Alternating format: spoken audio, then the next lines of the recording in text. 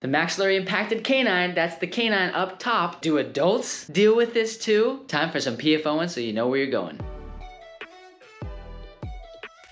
Okay everybody, so like I said, the maxillary impacted canine, we've done other videos about this, you can check it out. They basically get stuck up in your bone and they don't come into the mouth, and you have to go through orthodontic procedures and possibly other procedures to get them in. Sometimes kids have the opportunity to deal with these problems when they're young, but what if you're an adult? What if you didn't get the chance to take care of it while you were young? Got a patient here that is over 30 and has now gone through the process of taking those two impacted canines up here and bringing them down into place. Just have a quick visit with her. I thought you'd be interested in understanding from her perspective what it was like, the extra procedures, those appointments, things like that. So let's go find her. Where is she? Let me introduce everybody to my friend Caitlin. Hi.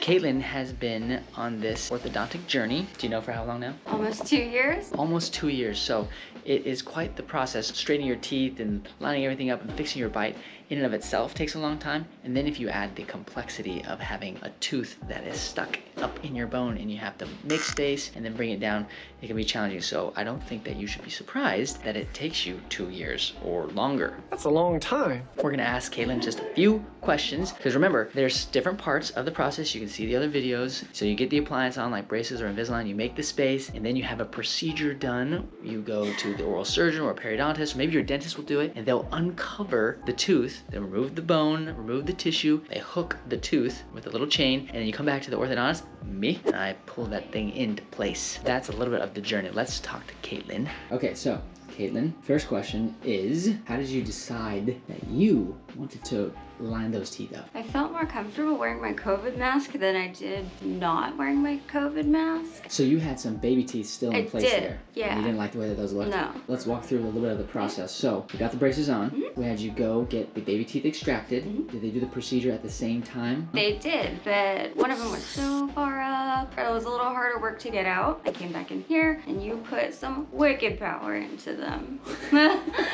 Tell everybody about that procedure where you had the teeth taken out or they uncovered it. Did you go under? Did they just make you numb? They numbed my gums. They just did some localized anesthesia. What was the recovery like for you afterwards? Like the first day, like a little sore? Yeah, a little sore, mostly for the first day, but after that. Do you remember if you could eat things or couldn't drink certain things, like sensitivity wise? Not necessarily, not for me. I think what I want to highlight here is that it could be different for everybody. Some people might not have issues with soreness or sensitivity after the actual procedure. Once you got into the part where we pulled the teeth in, tell us about what that was like. What were those appointments like? How did that feel? It was very different because first we started out with doing just the chains from the button down, and then there was wire. Once the wire was on, those things came down. And they came down. So in our office, we sometimes use a spring. We bend it and then we tie it to the chain, and it forces that tooth to come down really fast. There's different techniques that you can use, but that's what we use in our office. Was that like super uncomfortable when it was coming in, or? Not necessarily pain, but pressure more of anything. Okay. Yeah. So a lot of pressure. Do you want to tell anybody about this particular process? Anything that they need to know? I mean, I've been happy with it. We're gonna show you just a little bit. She's gonna give us a sneak peek. Remember, we're looking at these canines that were stuck up here in the bone, and now they've come down. Ready to smile?